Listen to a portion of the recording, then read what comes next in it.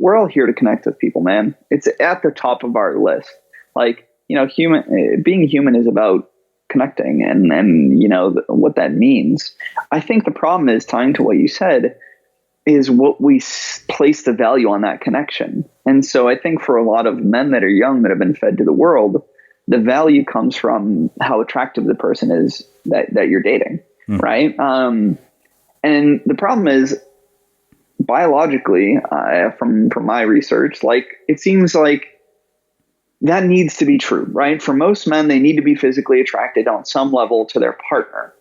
I think the problem is, it should stop there. That should be your initial switch and say, cool, am I physically attracted to this person enough to want to be intimate with them, to be close, all that? Great. Then start looking as well at the bigger picture besides just, what's on the outside, right? Like how you have your time together. Do you get along? Do you share values? And so I'm not against people wanting healthier connection, like more connections for happiness, because I think that is a huge piece. It's just about what constitutes a healthy, happy connection. And for a lot of young men, and even men into their 30s, it's like, great. Most importantly, is it a hot person? Right. And then they don't often challenge themselves much further than that. Yeah. And then for women, it's the same way. It's often, how does this person make me feel? And a lot of times they choose partners who, they feel great around, they feel excited, aroused, adventurous, they laugh, they have a great sense of humor. And then that stops there. And again, it doesn't progress towards always like, well, am I getting the respect that I deserve? Are they communicative? Are they fair to me? Do they encourage my independence? I'm Srini Rao, and this is the Unmistakable Creative Podcast, where you get a window into the stories and insights of the most innovative and creative minds who started movements, built thriving businesses, written best-selling books, and created insanely interesting art. For more, check out our 500-episode archive at unmistakablecreative.com. Nick, welcome to the Unmistakable Creative. Thanks so much for taking the time to join us. Hey, thanks so much for having me. Yeah, so I actually know about your work because I am one of your clients, and we will actually get to what your work is about. But before we get there, I want to start by asking you, what social group were you a part of in high school, and what impact did that end up having on your life and your work? Yeah, so I was kind of the kid that hung out with everybody. So I grew up in town called Randolph, Massachusetts, and it was, I think, at the time, statistically the most diverse town in New England. So there was a lot of cliques, a lot of groups, some people huddled together, and I found myself growing up through elementary, middle, and high school just kind of hanging out with people of all groups. So I was pretty accepting in that regard. And I think that kind of gave me a well-rounded perspective on just all sorts of people, their problems, different backgrounds, different upbringings, going to their house and being in different communities and cultures. So I think it really kind of opened my perspective. And maybe I didn't realize, now looking back, how many people deal with, racism and all that stuff, because that just never was a part of my life. So that's kind of been a shock over the last 10 years to see that and see things changing. When it just was like totally normal to hang out with anybody and everybody back then. What, if any, cultural perspectives did you gain from that, sort of experience of such diversity that has played a role in your work today? Like, what did you learn about other cultures and other people? Yeah, I think the biggest thing I learned is, we're all people, right? I think that sounds so cliche, but sure, that's what it was. Is like, it's, when you don't understand something, it feels foreign, it feels different. And there's a lot of unknowns there.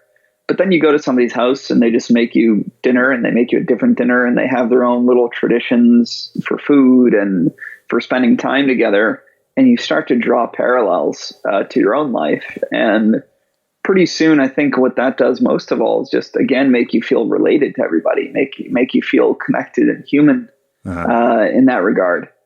And so, yeah, I think that was the biggest change. So you grew up around all these other cultures, but I also know from, kind of knowing you personally that you're of Greek descent. And I'm curious, what impact your own culture had on your upbringing and the choices that you've made with your life and your career and kind of your whole sort of worldview.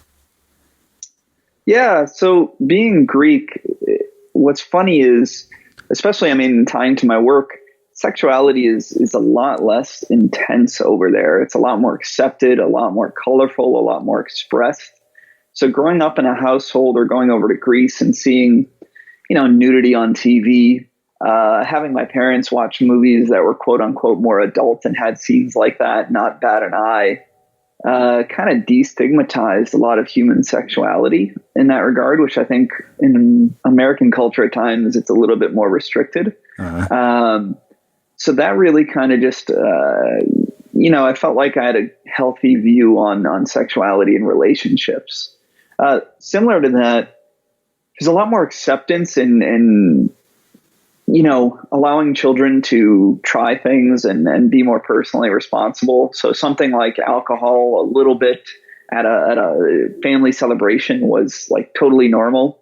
And I think that allowed me to, get a respect for, let's say, drinking, that sometimes I had friends who had never tasted alcohol. Their parents were super against it. And then they went out to college and they just binge drinked and went out of control. I had a lot of those experiences and I felt like I had a respect for them. And so it wasn't something taboo, just like sexuality. And that's probably been one of the biggest impacts on like just being vulnerable in life and allowing, not sheltering your children. I mean, you can't obviously, not saying go throw them to the worst sides of the internet, but allowing them to kind of express themselves, explore themselves, see the more touchy sides of life, creates a maturity around it. Well, let's do this. Walk me through sort of the trajectory of how you arrived at doing this work, because I know that the funny thing is the work that you do, I don't think is something that you open up, a career guide and say, okay, yeah, that's what I'm going to do with my life. No, not at all. Well, tying into, the kind of the understanding sexuality and relationships, I think that fostered feelings of feeling just connected to that as work. So in the back of my head growing up, I always felt like, cool, I want to do something psychology related and specifically in interpersonal relationships. But then I went to do computer science. So that was the exact opposite of basically the field I'm in now. And so organically what happened was I was about 19 years old. I was in college and everything in my life started quote unquote falling apart. Most of my friends had moved out of state, so I lost my social circle. For myself, I had a girlfriend at the time who left me during our 2-year anniversary. And then my dad, who had a restaurant to kind of support our family, ended up getting really sick, having 2 heart attacks, and basically couldn't maintain the business and support us. So in a very, very short window, I was forced to kind of be alone and eventually had to make the decision of, somebody has to step up and support my family. So I dropped out of school to work and support my family. And, it immediately, I think, I went through a period of depression while kind of trying to support everything. And eventually, as I started to just move forward, get a job, slightly pull out of that, I think I stumbled upon, some dating advice online, probably pickup advice. I mean, definitely pickup advice back then. And, said, well, listen, I want to get my life in gear. I want to be able to meet people. The only time I'd ever done that before in my life was through, friend circles and social circles. And even then it was scattered. So seeing this idea that you could go out and take control of your life and meet people, and specifically as a 19-year-old, attract and bed, quote unquote, really hot women, was like the greatest idea in the world to me. So moving forward there, I said, cool, I'm skeptical, but I'm going to try some of this stuff out. And so let's say for the next 2 years or year and a half, I went out all the time, 4 or 5 times a week to meet people, really pushing myself. In that first year, 18 months, I got pretty good at it, quote unquote. I was making a lot of new friends. I was dating around. And so people started taking notice that I was friends with, and even other coaching companies. And I had one of my best friends at the time that was still there come to me and basically say, hey, listen, this is pretty awesome what you're doing. Do you think you'd be able to teach me? And so at that moment, it was kind of a light bulb like, well, I love what I'm doing here. It seems to be legit. If I could do this and survive and still support my family, I really couldn't imagine anything else better. Something that I could actually contribute that I don't think a lot of people were doing at the time. There was a lot of relationship counselors and all that, but not people helping, especially young, smart men, go out and meet people. And so started talking to some coaching companies, pickup dating coaching companies, got involved with them for my next few years, and then eventually realized, this is not healthy in a lot of ways. I think a lot of people in the industry were pretty miserable. Many of the people I knew could get a date, get women, couldn't keep them. They didn't have like a more organic social life all around, which was awkward. And so I thought, and also it was for myself, to be honest. I had felt like I lost a lot of myself by that time, doing quote unquote pickup for years and memorizing lines and trying all these fake, ways to present yourself really made me feel disingenuous. It made me kind of loathe myself deep down. And so I realized for myself as well, I need to change something about this. And there's a lot of cool ideas about presentation, about being a leader, being more confident that I think are valuable. But I think there's a much healthier, more authentic way to do this and tied into actual research psychology. So then eventually I decided to leave the pickup industry, start my own coaching company, and then been just lucky enough to have it grow and be still doing it years later. Mm-hmm. Wow. Okay. So tons of questions come from this, as you might imagine. One of the things that's interesting to me is that you grew up with a relatively healthy and normal view on sexuality and relationships. So I'm curious, why gravitate towards this in the first place, given that was the case? Because in my experience, and I personally have delved into this entire world, which we will talk about, something I thought I'd never want to admit publicly. And I spent, 4 years like going to workshops and being part of the community, only to come out realizing I hated every bit of it. Like you said, I was like, this is not a normal way to live. Like these people, I feel like I'm part of a cult, and one that I'm ashamed to be a part of. But I'm really curious, like if you grew up with a view of sexuality that wasn't stigmatized the way a lot of people are, what in the world would cause you to gravitate towards this? Yeah, so I guess I should clarify. I did have a healthy view in a lot of ways, but I think I had less of a healthy view on maybe my own self-esteem and self-confidence tied to it. Mm-hmm. So I didn't have as much deep-seated sexual shame in a lot of ways, but I did feel like my value, because I was so interested in it,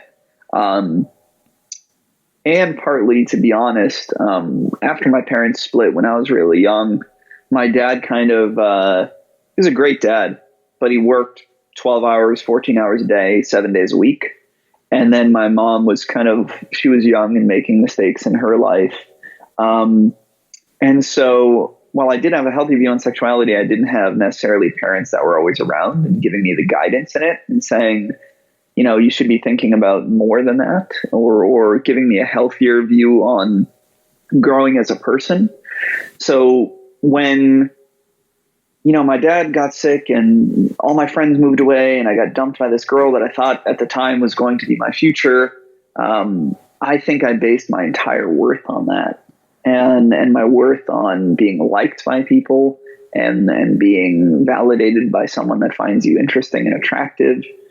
So while I felt like sex was okay and I could express it a lot of times, I also at the same time felt like it meant everything to me. Mm-hmm. And so I think the reason why I got into it was basically to feel like not a loser at the time. Yeah.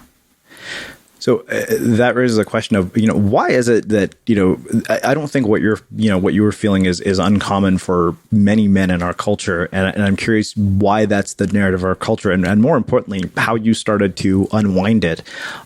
Because I think that for most of us, our self-worth issues, whether we're men or women, are largely the result of our desire to be liked by other people. And I'm curious how you start to unwind this narrative of, I only have, worth in the world if, this person, finds me attractive or wants to have sex with me. Like, how did you unwind it? Yeah, I think the short answer of it in a word is to start actually loving who you are, right? And what else you have to offer the world, and what else you could find fulfilling. Yeah. If your primary focus is, great, let me go out for the sole purpose of meeting people and for the sole purpose of getting laid, it's going to be hard to unwind that or feel differently.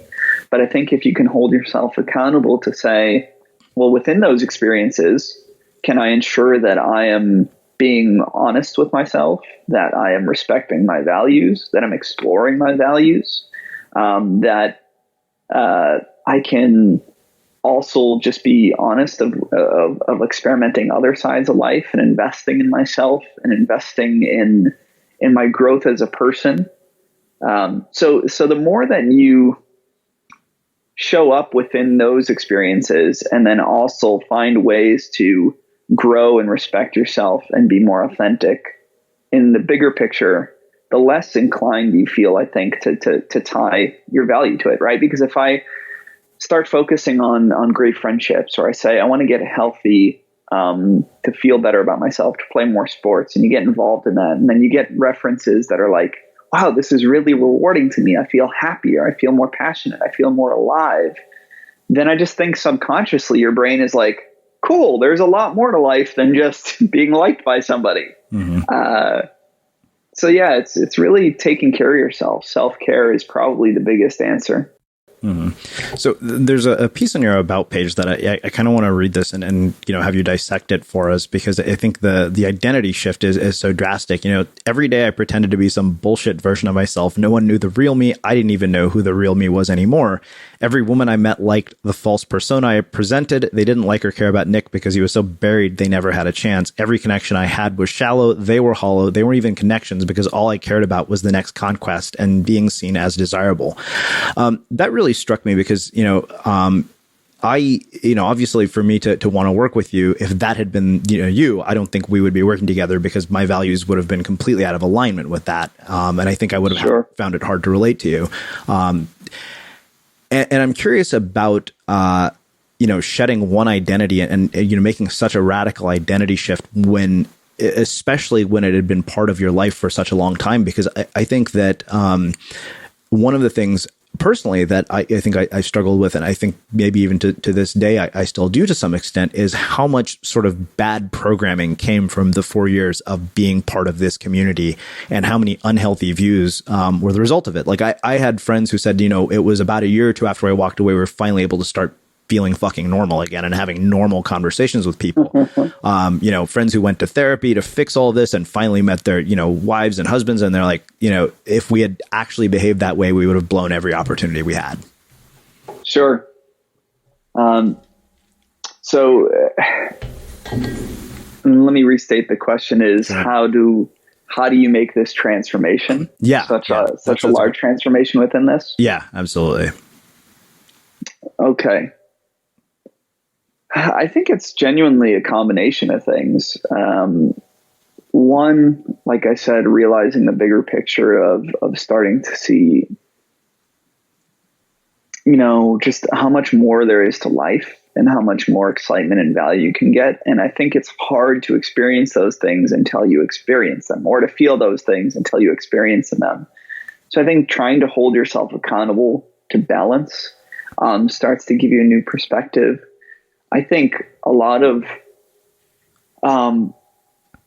rejection and failure in many ways, if you can have a healthier outlook from it, really shapes and you have two ways to come out from it. One, saying this, I need to keep getting better at this, and I need to keep, getting more attractive to women. Or you can say, hey, this is in one way normal and healthy, and it's not a reflection of who I am. And you know, a lot of it comes with a reflection, and just really challenging, you know, yourself to get back up and say, great, this happened. This is just one temporary experience, but I don't think it means everything for me. And maybe the better answer is actually starting to give a shit about having more meaningful connections. And that's been maybe a hard one for me to express. So basically, you have to get to a point where you're like, you want more than the transaction. And not saying like people just only want the transaction of like, great, someone likes me, I'm getting intimacy and all that. But I mean, people want a little bit more, but you really have to want more in all regards. And you have to start pushing for more. You have to say, I want people to see me. I want to know who they are. I want them to want to respect who I am, and for me to respect them, and to open up and get to grow to each other. I want to have more meaningful experiences together. I want, even if this connection was casual, for both of us to be genuinely happy when it's over. I want more friendships. So it's a little bit of, I think, trials and tribulations, getting through that experience, reflecting, and then challenging yourself, you know, being conscious of saying, what's the real connection here, and exploring that. And the more that, like, basically, let me put it this way. I have an interesting short story. I had a client who went out and approached something like 800 women in a very few months, and thinking that was going to make him happy. And he basically had very little connections, left that still feeling like I'm worthless and this is what I need to do to make me happy. We had a conversation and I was like, you know, I want you to stop worrying about what you're going to say next and what's the next thing and whatever. And the only time I want you to talk to somebody next is when you see something that actually excites you about them, that you're really curious about, or something they're doing that you have an opinion on. I only want you to engage somebody right now when there's something that actually connects to you inside. And so coincidentally, he went into a bookstore one day and saw this girl reading some dating pickup book. It might even been Neil Strauss's book, which is really funny. That the world works like that. But he said that was the first moment out of like introducing himself to 800 people where he saw that and he's like, wow, a girl's reading that? That's so cool. I want to know why she's reading it. And it came from a place of genuine connection and wanting to just, you know, see who they are and explore that rather than trying to get something out of it. And so he went in there, super enthusiastic, curious about it. They talked for 20 minutes about interpersonal relationships, whatever. And they ended up dating for a good while. And that was the first time out of 800 times where there wasn't an objective outside of to just connect and see if there's something there, a connection both ways. And whenever that happens, he said, basically, you screwed me, man. You opened Pandora's box, right? Like, now that I've felt what it's like to be truly present and truly want to just, you know, explore someone for more than just my gratification or approval, I can't stop thinking about that. I can't stop thinking about how that feels.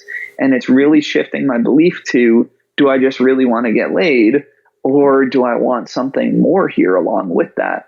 And so just giving people a couple experiences where they are only there to connect and explore with somebody, and for the first time, not to get something for themselves, approval, validation, love, that really switches a lot of people on a deeper level. Wow. You know, this raises numerous other questions you might imagine. You know, you talked about rejection and failure, and I know that you've written about rejection, and you know, it's funny because even in our own work together, I've never asked you about, you know, how many countless rejections you've had, or how many situations you've failed in. And the question, and I'd been thinking about this, knowing that we were going to have this conversation, was, you know, how, in spite of the rejections, the failures, you know, the really dark period in your life, did you know, I mean, men or women, regardless of whether they're listening, are going to encounter failure or rejection of some sort, right? Whether it's from a job, whether it's from a romantic partner or a potential romantic partner. And I think the biggest sort of thing that, I know that you've really kind of worked with me on is not seeing this as a reflection of my own value in the world. And I'm curious, how, having had that many rejections, how did you not see it? How did you get to the point where you stopped seeing that as a reflection of your worth? I guess is really the question. Yeah. So like with any emotion or, like we have anxiety or fear, I think if you just try to ignore it and say something, don't feel this or whatever, it's super hard to change your mind about it. And I think replacing that with a healthier thought process or pattern or action starts to change, the default response. And so I think within that, it's going to suck, man. Nobody likes to have an awkward moment and have somebody say, hey, I don't find you interesting in this way or attractive in this way. There's no way to cut it. I think to not let it get over your worth is to say, first, okay, after I process that, what could I learn from this, if anything? What could I improve upon? What could I try for next time that might, be more engaging? And when you start to think about what you could improve on, if anything, then you have something to look forward to and try. And then it starts a pattern where you're like, cool, well, this sucks, but what else could I do? Or how else could I take more action? Mm-hmm. You slowly start to do that. And you also realize, great, like when you have better experiences as well, my previous experiences were just, sometimes my behaviors, not who I am. And I can always change that. They're just temporary. New people, not saying you should, again, base your worth on it, but, I can have experiences that are completely different and with people that will engage me. And then that starts to tell you it's just compatibility, man. Like you're never going to be compatible with everyone. And that's every single person in this world, but you'll be compatible with plenty. If you can't think of the silver lining and think of new ideas to try and to motivate yourself to move forward, and then what tends to happen is you get rejected a couple times. Mm-hmm. You think it's the worst of the world. You only think about the bad. You don't try again for a long time. Nothing changes. And you prove yourself, great, I am rejected because it's me. Nobody will want me. And this is the way it's going to be. But if you can slowly start to say, cool, what can I learn from this? How could I grow? How could I take another shot? Could try. And then you start shaping your reality with experiences that are completely different. I think it gives you that honest perspective. It really shows. It's hard to hold on to beliefs when your experiences are saying otherwise. Mm-hmm. But at the same time, it's hard to have those beliefs without experience. Right. The other thing that really struck me is why is it that so many people, particularly men, think that this is going to make them happier? Like, hey, having, the ability to sleep with hot women is going to make me a happier person. And why do so many people base their self-worth on it? Like, why do we do that? Because it feels amazing. I'm just kidding. Yeah. I mean, I'm sure that's a big part of it. Sure. It's everywhere, dude. I mean, if you really think about it, in almost every facet of life, we're told that's what's going to make us happy. It's in every movie. It's in advertisements. It's in your parents' upbringing saying you need to find somebody, you need to get married. It is what we look up to and people with status. Oh my God, they got, arm candy and they got this beautiful person. I just think we have a million different stimuli saying this is what matters. And then you have your friends. I mean, you grow up with guys that gloat about it when you're young and nobody talks about their failures or their loneliness. And they talk about, and then you see your friends with, a girl that you might find attractive and they're talking about how great it is. So you just basically have one perspective of the world telling you this is the top, right? This is everything. Uh-huh. And, I would hope, that's what I'm trying to hope is we have a more honest dialogue about everything revolving around this and what matters in life. And I'll just tell you a quick story. I haven't written an article about this, but I went to a funeral of someone that I know very close. And, he was super charismatic, super awesome, and all that. But when people got up there and it was like a 3-hour service and we're crying, like, what people genuinely remembered and what mattered was like who he was as a person, everything he did, the moments that he shared with them, the moments he was there. And, just, sitting in a room and hearing somebody talk about somebody posthumously, and when people even reflect on their own lives when they're dying, like, you really see what matters, man, and what people think matters, as opposed to what the world tells you. And so I think the second part of your question was, how do we start to shift that narrative? Yeah. And why, I guess, you kind of answered why people base their worth on this, but shifting that narrative is probably something really important. Yeah. Again, I think it touches a little, or like,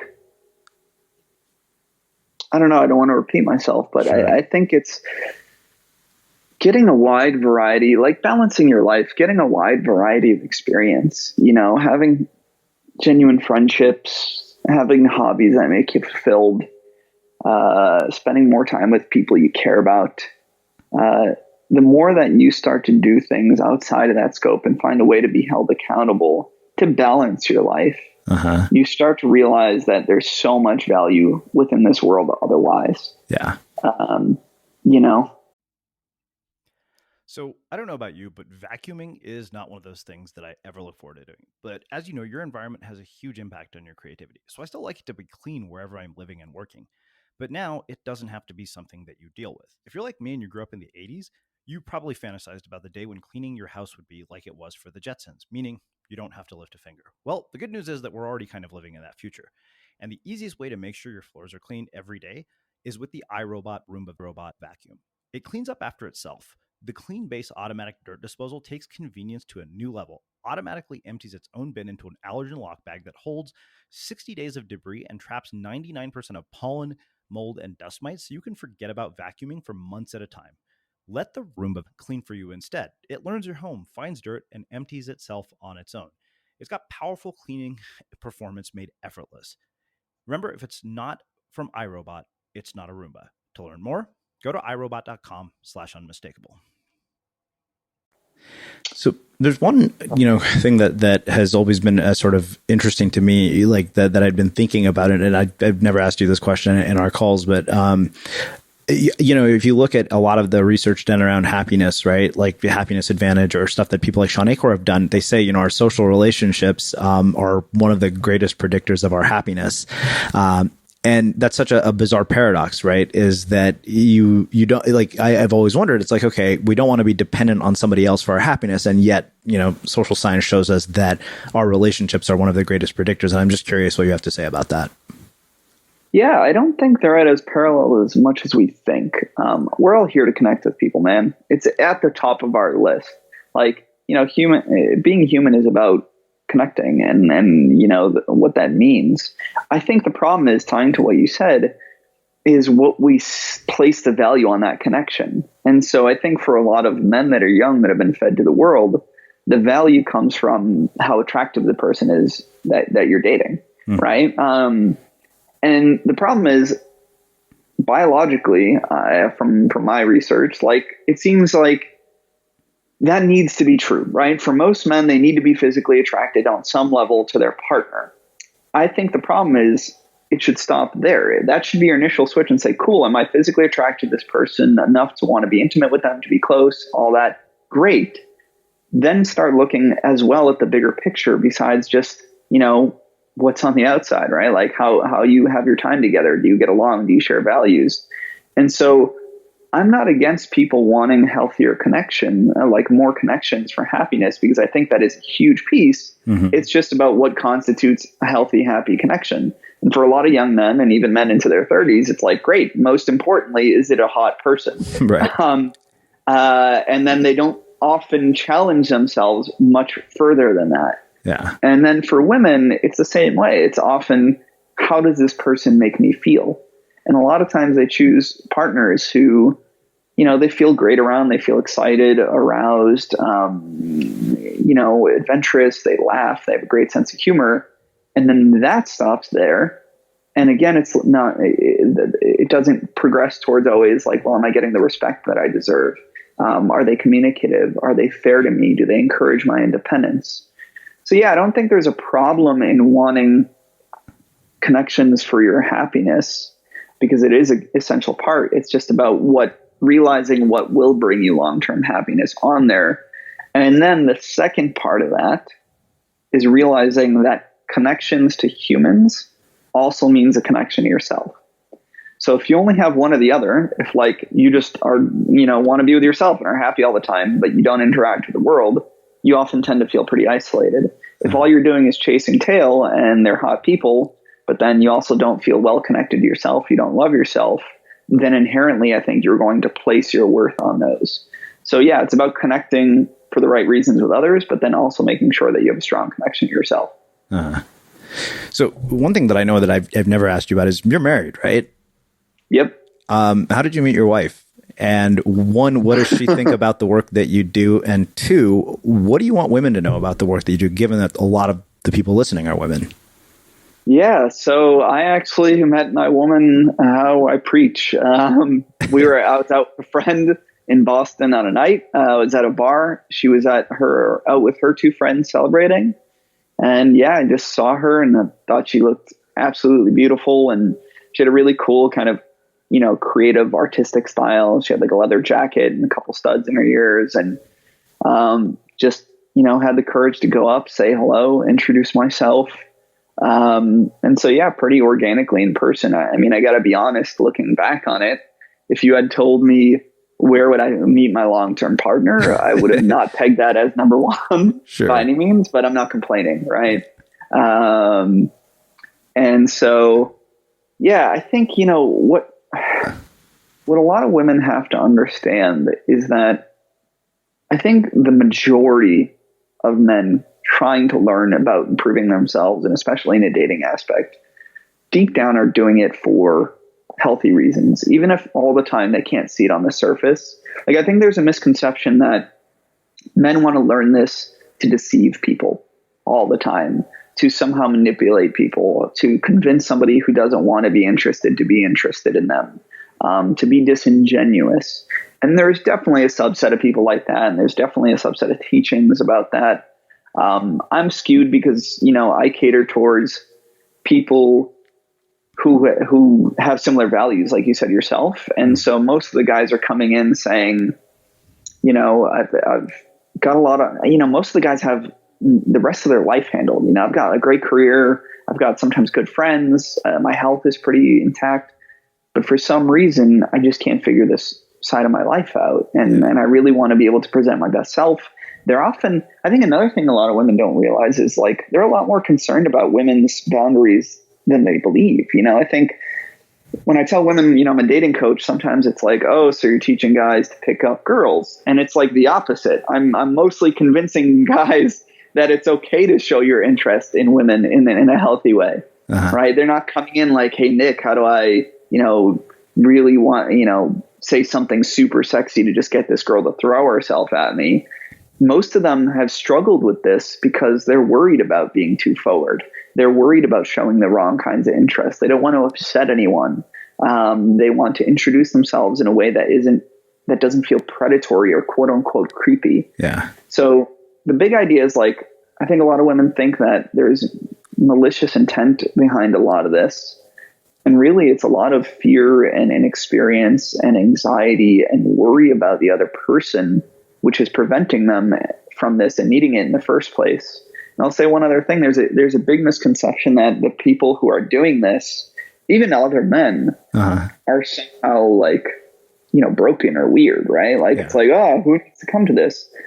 But it's like, nobody teaches you this stuff in school, right? Like, nobody's teaching you how to, communicate in a way that's engaging all the time, or to show off yourself in a more attractive way, or to the understanding the ideas behind courtship.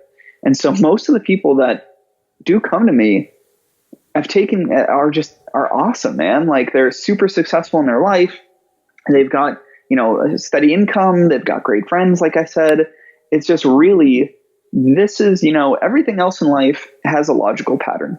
It's easy to think through it, and humans are emotional creatures. And so when you're adding emotional intelligence into the equation, that's really the struggle, Yeah. Yeah, I mean, you kind of answered what my next question would be is, what misperceptions do you think that people have about the types of people that come to your work? But, you kind of more or less answered that. I'm curious, one, it's funny, like nobody would feel weird about saying, hey, I hired a coach to help me, improve my jump shot, or, hey, I hired a coach to help increase the revenue of my business.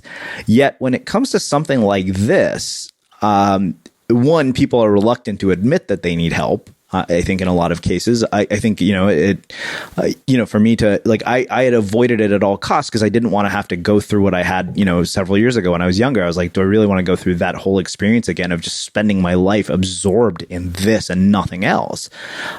Sure. But I'm curious, why is it that, we're okay? Why do you think it is that we have this narrative that, hey, it's okay for us to hire coaches to, help with our sports or our business. But when it comes to the idea that, hey, I need a coach for improving my social skills, we have such a sort of weird feeling about it, like a stigma associated with it. Because I remember even, when I wrote that piece on Medium, you said, wow, I didn't know that you were going to publicly admit that, you had hired me. Yeah. I mean, I was shocked, man. Just because, like you said, I've worked with people for years and they believe in my work and they love it and they've grown from it and they have healthy connections. And they're still terrified of telling anybody that they've ever done anything to improve themselves in this regard. And really, I think it comes back to, we're as men told that like your value is like, can you attract women and specifically attractive women? Throughout time, throughout thousands of years, that's been like a huge indicator of status and power.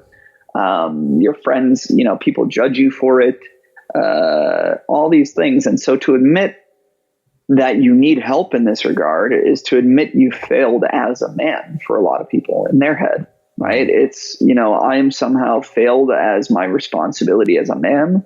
I'm inferior. I am unattractive because of it. And this is something I should be ashamed of because supposedly I should be able to do this. And so I think really it comes from the stigma of like, again, I must be worthless or I must be some kind of loser to have to do this. And nothing could be farther from the truth.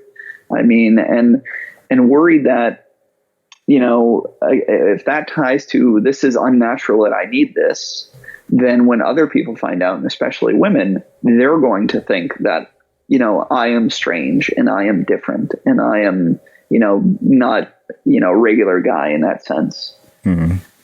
And so I think it's a lot of shame and insecurity around it. I don't know of almost any other field that you could say, hey, I get coaching for this. And then people have, any hesitation about expressing. And it's actually been a huge part of my business. Most of my business is super organic. People find out about me, they read my stuff. But even getting personal referrals and people to share out is extremely difficult because that requires you to tell somebody who knows you, hey, I needed this help. Yeah. Well, now about 10,000 people are about to find out I did. Interesting. So I want to get to another part of our conversation, which I know you and I had sort of alluded to via email. And this is something that's interesting to me in particular because, we have what you said, men are concerned with expressing interest. And now to add to all of this, we have this cultural epidemic of sexual assault that is happening left and right. And I'm curious what your perspective is on all of it. I'm guessing you probably saw the latest thing about Aziz Ansari's bad date. Oh yeah. Because I think that now, suddenly the very issues that you're, trying to help men deal with are becoming, more and more prevalent. Like suddenly you're kind of like, wow, okay, where's the line? And holy shit, like the last thing I want is to be accused of sexual assault. Yeah, man, it's getting real tense. I mean, I tell you, at least half the people that are coming to me, that's like one of the first things they're talking about when I'm getting to know them. Hey, listen, I'm really scared of pushing too far, being labeled a predator or a creep. And just year after year, I've seen it to grow to be a concern. So, okay, I've got a lot of thoughts on this. To start, I am super happy that this movement has even started. I think it was much needed, way overdue. Because whether people believe it or not, there's so many people saying, well, why didn't they go through the proper channels, and why is everybody making a big stink of it out loud? And it's like, well, a lot of people did go through the right channels. A lot of people went to police. A lot of people reported these things, and just they were ignored for a long time. So in terms of the overall idea behind the movement of getting awareness and helping people see how real this is as a problem, super awesome. I just think at times we're going about it the wrong ways. We're coming from a lot of misunderstanding. And the lines are being pushed so far because people are so worried about it not happening. Sometimes we go to other extremes, right? There's a movement and we want to fix a problem, and we go to a complete opposite end for a solution. And sometimes we need to scale back and say, okay, there's a nice meeting place in the middle. So, in terms of, I think what's wrong to start, what's hard is the misunderstandings. I think if you're trying to make policy when you don't understand both sides of the equation, then the answer comes out, muddled. And so, like I said, I think a lot of men misunderstand how prevalent it is, how impactful it is when something like sexual assault happens or rape happens, or just sexual harassment. I think there's a lot of also misunderstanding from the men's side that if they show any sort of interest, they're automatically in that camp, and that, if they put themselves out there or take initiative, then they're going to be labeled as one of those people. And then from the other side of things, and they also don't realize why women choose the partners they do. A lot of men are resentful and say, I'm really polite and all these things, but I don't seem to have women attracted to me. And you have to realize there's a level of intimacy and attraction that is an emotional response that, women aren't saying, oh, I don't want to like this person because of X reason. It's just you don't feel it at times. And so it's not like there's malicious intent from a woman's side when she's not interested in you. Sometimes it's incompatibility. Sometimes you could be presenting yourself or doing the things that would help facilitate that kind of connection. And then I think from the women's side, a lot of it is again thinking, because when you're thinking about a person approaching you or showing you interest, we often go to our worst case scenarios, stories we've heard, stories we felt, things we've experienced. And then it's easy to say like, well, that's how it's going to be, or that's how a lot of men think. And they think, a lot of guys are just, when they're showing interest or being forward, it's with the wrong intent. It's with only to get into their pants. And so there's a defensiveness and worst case scenario situation in a lot of women's heads that I don't think is the norm. And so you have two sides of the equation, both misunderstanding each other's intentions, misunderstanding the problems we face, misunderstanding the reason why we do the things we do. And I think in a lot of ways, the extreme sides of both, I'll say the red pill male movement, and the extreme sides of feminism are really hurting the conversation that needs to be had and creating a lot of resent, a lot of animosity, and a lot of fear. Like for me, what's really scary right now is I think there's a lot of young boys and girls who are learning like, well, you can't talk to a girl or show her interest because that's wrong and you're going to get in a lot of trouble. And I think there's a lot of women that are saying, be cautious of all these guys because they only have one thing on their mind, or there's a good chance that something bad is going to happen. And that's like the biggest fear for me is like, great, we're having a conversation about shit that needs to happen, but we're sometimes having a lot of misunderstanding. We're speaking in emotions all the time instead of logic and trying to rationalize things and look at data. And then we're not trying to come to a mutual understanding. A lot of times it's like, well, the solution is like, I need to do whatever I can to like, protect myself.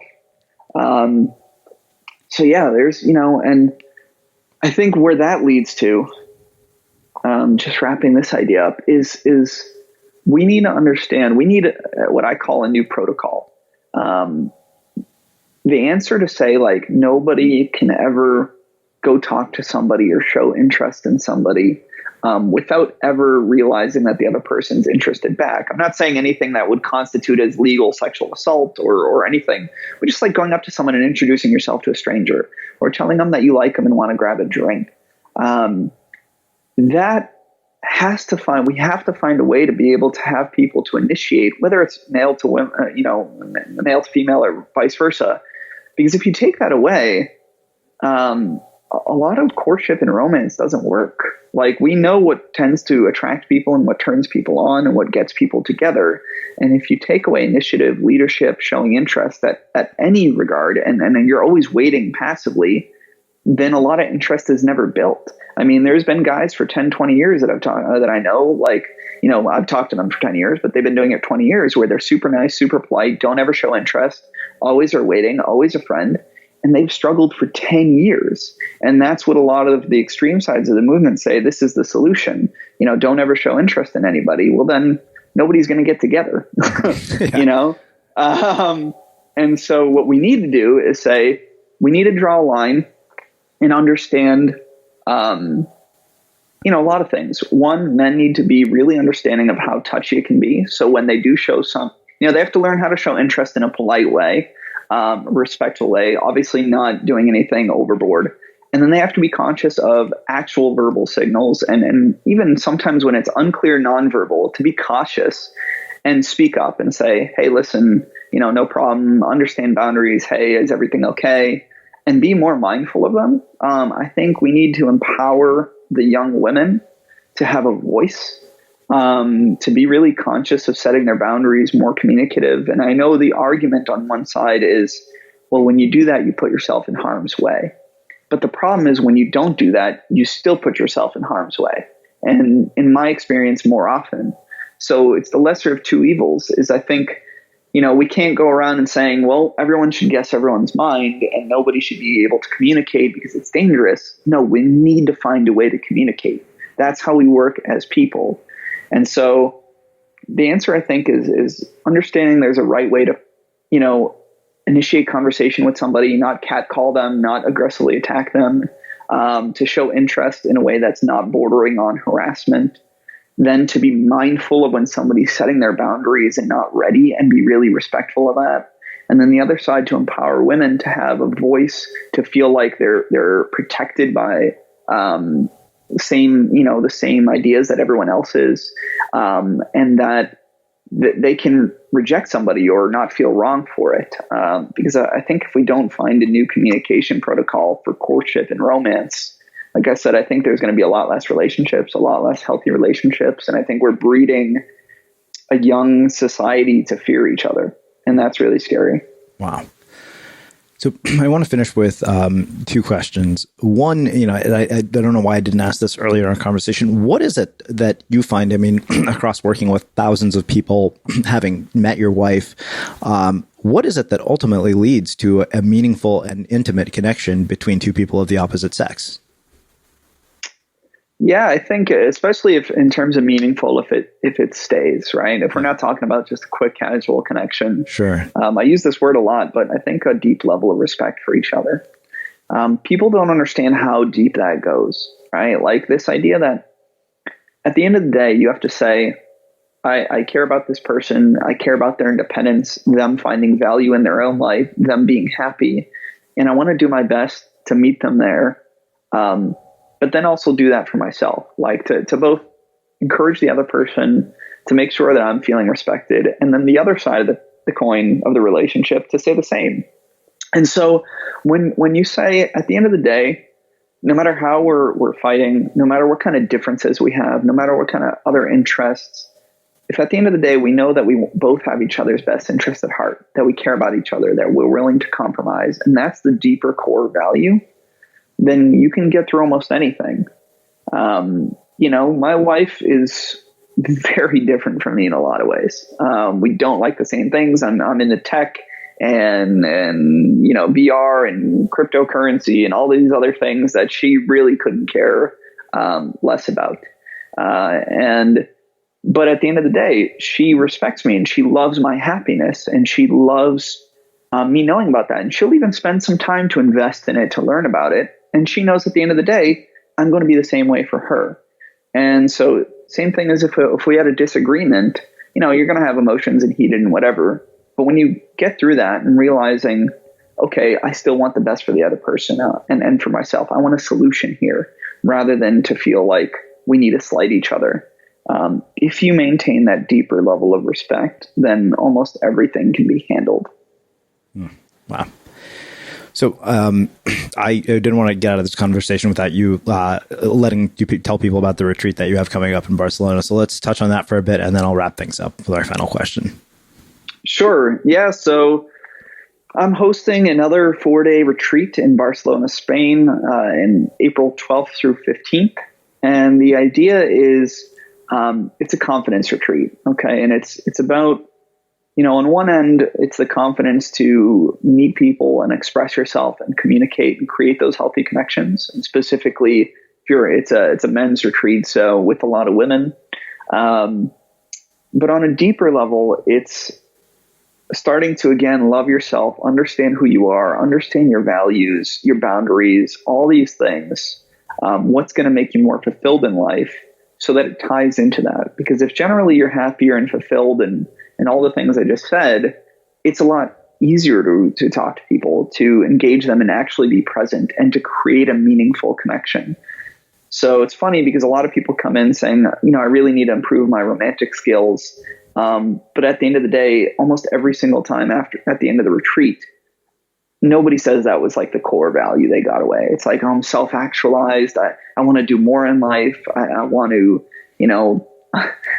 I didn't mean for this to happen, but every retreat, 1 or 2 people realize that they do want to quit their job and end up opening their own business or moving to a new career. So yeah, it's basically, a lot of ideas and communication skills and romance, but really about starting to love yourself and be able to express that to the world. And you do it with, generally 8 to 10 other guys. We have another coach with me. Her name's Christina. She's amazing. She gives a lot of feedback and actually a perspective that's much needed. And then, so you're doing this with other guys that are being vulnerable, going through the same things. And then we're learning within our apartment. But then we're also going out daily to actually interact in the world and meet people consistently and get our support doing so. And so, yeah, I'm super pumped about it. Very cool. All right. So one last question, which is how we finish all of our interviews at the Unmistakable Creative. What do you think it is that makes somebody or something unmistakable? Integrity. If I'm learning the word, if I'm hearing you right on unmistakable, I think I hold integrity at the top of my list for qualities of people. I think at the end of the day, if I can trust somebody is who they are and they're secure in that in a lot of ways, or at least secure in allowing other people to be that way, that's what really matters. Is if somebody has is good heart and eventually is willing to hold to good values and not hate on other people. Everything else doesn't matter, right? You could be different views, you could have different hobbies, opinions, whatever, but we could still find a way to at least come to an understanding. Awesome. Where can people learn more about you and your work? Yeah, so you can learn more about me at my site, nicknotas.com. That's nicknotas.com. And the retreat is there on my menu. Just click the retreat button and you'll see the Conquer Confidence page. Awesome. And for everybody listening, we will wrap the show with that. Thank you for listening to this episode of the Unmistakable Creative Podcast. While you were listening, were there any moments you found fascinating, inspiring, instructive, maybe even heartwarming? Can you think of anyone, a friend or a family member who would appreciate this moment? If so, take a second and share today's episode with that one person, because good ideas and messages are meant to be shared.